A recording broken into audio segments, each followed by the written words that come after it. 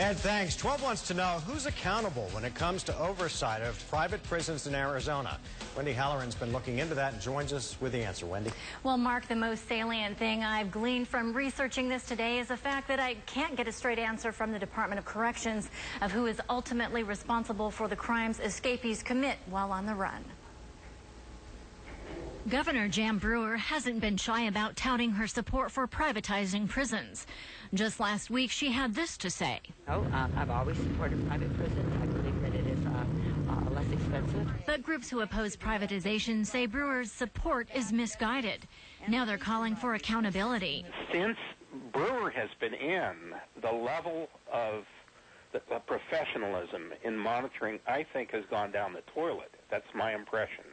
That they don't care anymore, that they'd rather cover up the problems than deal with the problems. Frank Smith is with Private Corrections Working Group, a watchdog agency that monitors the private prison industry.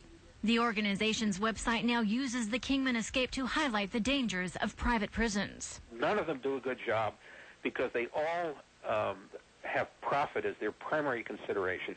As for accountability, State Corrections Director Charles Ryan said this on Monday. The Department of Corrections is ultimately responsible for the oversight and management of that private prison. Part of the nearly 100-page contract between the state and the operator of the Kingman prison includes a $20 million insurance policy to cover bodily injury. But we did not find any part addressing liability for escaped inmates who hurt or kill people while on the run.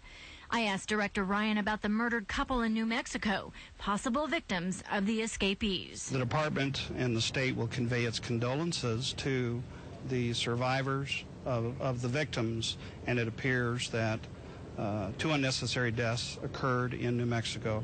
We're very sorry for that. Now, we did find an Arizona law that makes private prison contractors liable for the cost of any emergency, public safety, or security services. There is also a private prison escapee fund to cover capture costs or liabilities the state may incur.